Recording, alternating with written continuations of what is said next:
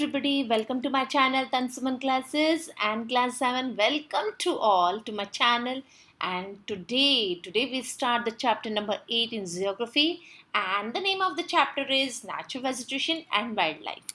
यानी आज हम नेचुरल वेजिटेशन के बारे में बहुत कुछ मालूम करने वाले हैं कि वेजिटेशन होती कैसी है, किस तरीके की वेजिटेशन होती है, कहाँ कौन सी वेजिटेशन मिलती है, और साथ ही साथ में हमारे इंडिया में किस तरीके की वाइल्ड लाइफ है। अच्छा, वाइल्ड लाइफ यानी जो जंगली जानवर होते हैं, जो फॉरेस्ट एरियाज में रहते हैं, और नेचुरल वेजिटेशन जो कि प्राकृतिक वनस्पति होती है, जो कि नेचुरली उगती है, जहाँ पे कि ह्यूमन एक्टिविटीज़ ना के बराबर हो। ठीक है, और we have a lots of natural vegetation, और इंडिया में तो नेचुरल वेजिटेशन का भरमार है। ठीक है, लेकिन अगर ये नेचुरल वेजिटेशन की बात करें और क्लाइमेट की बात ना हो, ऐसा हो ही नहीं सकता, because we have a different types of climate in India ना। तो क्या होता है कि क्लाइमेट भी कहीं ना कहीं रिस्पॉन्सिबल होता है उस नेचुरल वेजिटेशन को उगाने में। फॉर एग्जाम्पल, अगर हम देखें कि इंडिया के पास में बहुत सारे फिजिकल फीचर्स हैं, है ना। फॉर एग्जाम्पल, जैसे कि प्लेटूज हैं, प्लेन्स हैं, कोस्टल एरियाज़ हैं, माउंटेन एरियाज़ हैं, डेजर्ट एरियाज़ हैं। अगर हम इन सबको एक जैसा देखें तो सब में तो वेजिटेशन अलग अलग तरीके की है। वो वेजिटेशन अलग अलग तरीके की क्यों है? बिकॉज वहाँ पे सॉइल अलग तरीके की है, बिकॉज वहाँ पे बारिश अलग तरीके से होती है, कहीं पे बहुत सूखा है, कहीं पे बहुत मैदान वाला एरिया है जहाँ पे कि पेड़ बहुत ज़्यादा हैं। तो आज हम इन्हीं सब के बारे में डिटेल से पढ़ने वाले हैं कि किस तरीके की वेजिटेशन और कौन से एरिया में कौन से पेड़ उगते हैं। तो चलिए शुरू करते हैं इस चैप्टर को। So the plants which grow naturally and not due to the human intervention are called the natural vegetation. यानी नेचुरल वेजिटेशन वो है जो कि नेचुरली उगती है, जहाँ की ह्यूमन इंटरवेंशन ना के बराबर होता है। ठीक है, a plant's cover on the earth surface is constantly being modified by the human activities। और मानव के द्वारा जो ह्यूमन एक्टिविटीज़ होती हैं, मानव की क्रियाओं के द्वारा जो भी अर्थ सरफेस में चेंजेस आते हैं, कहीं मॉडिफिकेशन होता है हमारे द्वारा। So the term natural vegetation now applies to both. अब हमने क्या कर दिया कि नेचुरल वेजिटेशन जिसमें कि ह्यूमन एक्टिविटीज़ भी कहीं ना कहीं इन्वॉल्व होती है, तो हमने क्या कह दिया, both natural and semi natural type of vegetation में डिवाइड कर दिया। ठीक है, अब plants are very important for all form of life. हम सबको पता है कि जो प्लांट्स हैं वो हम सबके लिए बहुत ज़्यादा इंपॉर्टेंट है। बिकॉज क्यों? क्योंकि we can't survive without plants, क्योंकि प्लांट्स हमें ऑक्सीजन देते हैं और ऑक्सीजन हमारे लिए बहुत ज़रूरी है ना। तो plants are the only form of life which can convert solar energy into food energy. Got it? अब बात करते हैं कि प्लांट्स जो हैं वो हमें प्राइमरी प्रोड्यूसर्स कहलाते हैं। वो क्यों कहलाते हैं?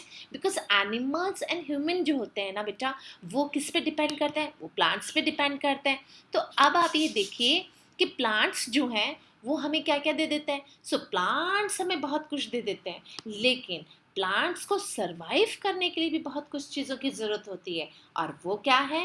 Plants need air, water, sunlight, nutritions from the soil to grow. यानी जो प्लांट्स हैं उनको भी हवा की ज़रूरत है, उनको भी पानी की ज़रूरत है, सनलाइट की ज़रूरत है, और प्रॉपर न्यूट्रिशन की ज़रूरत है जो कि उसको ग्रो करने में हेल्पफुल हो।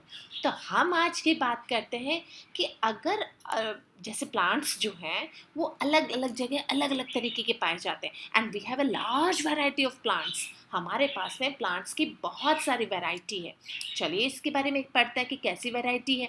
सो द नेचुरल वेजिटेशन को हम ब्रॉडली 3 पार्ट में डिवाइड कर देते हैं। So natural vegetation can be broadly classified into forest, जो कि जंगल वाला, जो कि वन वाला क्षेत्र कहलाता है, ग्रासलैंड्स जो कि घास वाले मैदान कहलाते हैं, एंड स्क्रब्स जो कि झाड़ियों वाली जगह होती है।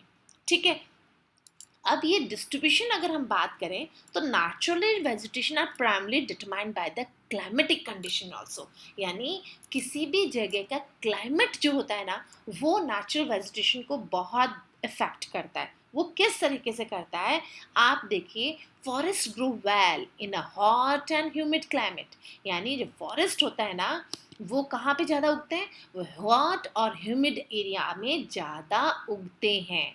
और ग्रासलैंड्स की बात करें तो ये मॉडरेट रेनफॉल वाले, यानी जहाँ पे कि ना तो ज़्यादा गर्मी हो ना ज़्यादा बारिश हो, ठीक ठाक वाले एरिया में ग्रासलैंड्स उगते हैं, ठीक है। लेकिन जो स्क्रब्स होते हैं ना, ये हमें कहाँ देखने के लिए मिलेंगे, ये हमें बेसिकली मिलेंगे ड्राई एरियाज में, ठीक है। तो आज हम फॉरेस्ट के बारे में पढ़ते हैं कि we have a variety of forest and basically we divide into 6 parts. यानी हमने फॉरेस्ट को 6 पार्ट्स में डिवाइड कर देते हैं। अब वो हमारे लिए आसान भी होगा, तो चलिए शुरू करते हैं। Forest Forests are closed formation of the tree growing together at a particular place। यानी फॉरेस्ट वो है जो कि एक पर्टिकुलर प्लेस में उगते हैं और एक साथ उगते हैं, together. So a true forest is one of which grows close to one another and their canopies touch। आप यहाँ पे देखिए, जो फॉरेस्ट होते हैं ना, वहाँ पे बहुत बड़े बड़े पेड़ होते हैं, बहुत बड़े बड़े, और ये एक दूसरे के बहुत क्लोज होते हैं। और साथ ही साथ में जो कैनोपीज जो होती हैं, यानी इनके जो ऊपर की कैनोपीज होती है ना, जो कि तीखी होती है पौधों की, ठीक है, पेड़ों की, वो आपस में एक दूसरे को टच करने लग जाती हैं। The forest the word broadly classified into 6 parts, यानी 6 टाइप्स ऑफ प्लांट जो फॉरेस्ट हैं, हमने उनको डिवाइड कर दिया। तो first one we read tropical evergreen forest. अब ट्रॉपिकल एवरग्रीन फॉरेस्ट को मैं आपको इजीएस्ट वे में बताऊं कि ट्रॉपिकल एवरग्रीन फॉरेस्ट को उष्ण कटिबंधीय सदाबहार वन भी कहते हैं। यानी एवरग्रीन फॉरेस्ट एंड ट्रॉपिकल यानी उष्ण कटिबंधीय। चलिए शुरू करते हैं। तो यानी ये फॉरेस्ट वाला एरिया इक्वेटर के आसपास होता है और गर्म होता है, बहुत ज़्यादा बारिश वाला भी होता है, और पत्तियां होती ना, इनकी जो लीव्स होती हैं वो एक साथ नहीं छोड़ते हैं, ठीक है, और एक साथ नहीं झड़ती है, एक साथ फॉल नहीं करती है लीव्स, इसलिए भी लोग ये हमें क्या दिखता है, हमेशा हरे दिखते हैं, ठीक है। और there is no dry season, यहाँ पे कोई ड्राई सीजन नहीं होता है। दैट्स वाई यहाँ पे क्या होता है, सारे जो पत्तियां होती है ना वो हमें दिखती हैं। बहुत ज़्यादा बारिश भी होती है यहाँ पे, और साथ ही साथ में यहाँ पे जो ब्रॉड लीव्स एवरग्रीन ट्रीज होते हैं ना, they do not shade there leaves all together. और साथ ही साथ में एनाकोंडा जैसे सांप भी यहाँ पे देखने के लिए मिलते हैं। चलिए शुरू करते हैं। ट्रॉपिकल एवरग्रीन फॉरेस्ट और also called the tropical rain forest. यानी अगर आपको एग्जाम में पूछा जाए कि can you define tropical rain forest, तो आपको वहाँ पे कंफ्यूज नहीं होना है। वहाँ पे it means tropical evergreen forest के बारे में ही आपको बताना है। बिकॉज यहाँ पे बहुत ज़्यादा बारिश होती है, इसलिए हमने इसको रेन फॉरेस्ट का भी नाम दे दिया।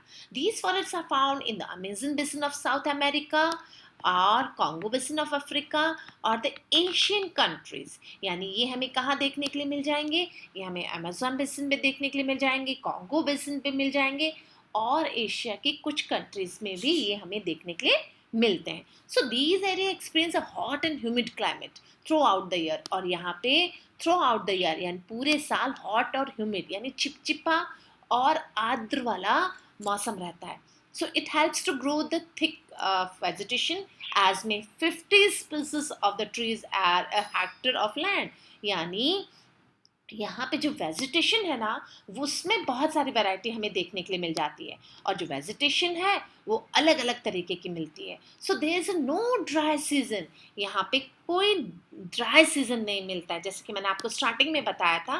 दैट्स वाई यहाँ पे क्या होता है, the broad leaves evergreen trees यहाँ पे शेड एक साथ अपनी लीव्स को ऑल टुगेदर एक साथ शेड नहीं करते हैं। सो द क्लोजली आप लुक एट दिस स्क्रब्स वाला एरिया, ग्रासलैंड्स वाले एंड ट्रॉपिकल एवरग्रीन। अब आप ये देखिए, मैंने कहा कि थिक फॉरेस्ट मिलते हैं, इनकी कैनोपी बहुत ज़्यादा ब्रॉड होती है, and the thick canopy do not allow sunlight to reach the ground। it's a very important topic। यहाँ पे जो इनकी जो कैनोपी होती है ना, वो इन सर्च ऑफ सनलाइट आगे से आगे बढ़ते रहते हैं प्लांट्स। आपको पता है, एक दूसरे से होड़ होती है, एक दूसरे से कंपटीशन होता है, किसके लिए, टू रीच, ऊपर और ऊपर बढ़ने के लिए, किसके लिए, सनलाइट के लिए, क्योंकि जितनी ज़्यादा सनलाइट मिलेगी वो उतने ही ज़्यादा ग्रो होंगे. So there is a little or no undergrowth the creepers cling around the trees. यानी इन पेड़ों के नीचे हमें थोड़ी बहुत ना के बराबर हाँ क्रीपर्स मिलती हैं, यानी जो नीचे बेल जो लताएं फैलती हैं. क्यों? क्योंकि उनको सनलाइट ज़्यादा नहीं मिल पाती है. और हार्डवुड ट्रीज की बात करें तो यहाँ पे हमें मोहगनी, रोजवुड, एबोनी ट्रीज हमें इस जंगलों में मिलते हैं. और साथ ही साथ में the trees spices are very found together. और बहुत सारे अलग अलग, logging is difficult as many trees species are found together. These forests are also known as the equatorial forest and slave. यानी हम इनको इक्वेटोरियल फॉरेस्ट भी बोल सकते हैं. लुक एट द मैप में अगर मैं आपको दिखाऊं तो आप ट्रॉपिकल एवरग्रीन फॉरेस्ट को ध्यान से देखिए. It's look in a dark colour, ये आपको डार्क कलर में दिखाए गए हैं. एंड ये आपको कहाँ दिख रहे हैं? ये अमेज़न बेसिन में दिख रहे हैं, आपको कॉन्गो बेसिन में दिख रहे हैं, और अदर एशियन कंट्रीज में भी देखने के लिए मिल रहे हैं. चलिए शुरू करते हैं हम सेकंड पार्ट. तो सेकंड जो अगर हम देखते हैं नेचुरल वेजिटेशन का जो फॉरेस्ट वाला है, that is called the tropical deciduous forest. और इसको हमने दे दिया उष्ण पर्णपाती वन. ठीक है, हिंदी में मैम आपको बता रही है. तो कभी कभी क्या होता है हिंदी में भी, इंग्लिश टू हिंदी भी इजी रहता है लर्न करना. So the tropical deciduous forest are also known as a monsoon forest. और हम इसको किस नाम से जानते हैं? हम इसको नाम से जानते हैं monsoon forest. And these forests are found in the monsoon regions of Asia, part of Central America, Brazil, North Australia. यानी ये फॉरेस्ट आपको कहाँ देखने के लिए मिल जाएंगे? ये फॉरेस्ट आपको एशिया के पार्ट्स में, अमेज़न और साथ ही साथ ऑस्ट्रेलिया, ब्राज़ील और अमेरिका में देखने के लिए मिलता है. In these regions, the vegetation affected by the seasonal changes of temperature and the distribution of rainfall. यानी टेम्परेचर और जो डिस्ट्रीब्यूशन ऑफ रेनफॉल होता है ना, इसने बड़ा इफेक्ट किया है यहाँ की वेजिटेशन को. So there is a district dry season. यहाँ पे थोड़ा सा मौसम में बदलाव आता रहता है, और इसी बदलाव के कारण यहाँ पे क्या होता है, जल को संरक्षित रखने के लिए पेड़ है ना अपनी पत्तियां झाड़ देते हैं. ठीक है, so there is a distant dry season. Thus the trees in this region are less luxuriant and they shed their leaves during the dry season to conserve the water. यानी पानी को बचाने के लिए यहाँ के जो leaves होते हैं ना पेड़ के, वो गिर जाते हैं. So these forests have a thick undergrowth of the small trees and scrub. यहाँ की जो पेड़ों की जो जड़ें होती है ना, वो बहुत गहराई तक जाती हैं.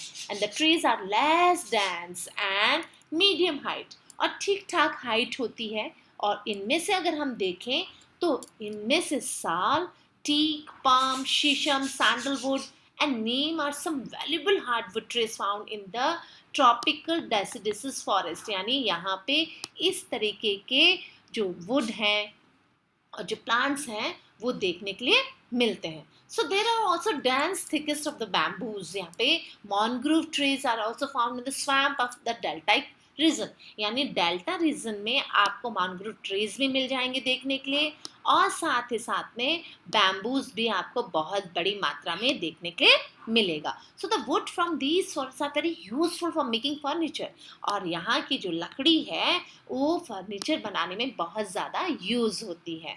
और ट्रांसपोर्टेशन की बात करें तो ईजी होता है. So these forest are now being destroyed to meet the increasing needs of the people. और इन जंगलों का ज़्यादा इस्तेमाल हो रहा है क्योंकि लोग यहाँ तक ज़्यादा अधिक जल्दी पहुँच जाते हैं. सो द अब इंक्रीजिंग ऑफ द नीड्स, यानी लोगों की ज़रूरत ज़्यादा बढ़ गई है, तो इन्होंने क्या कर दिया है, इनको डिस्ट्रॉय करना शुरू कर दिया है. So thanks for watching this video and like and subscribe my channel.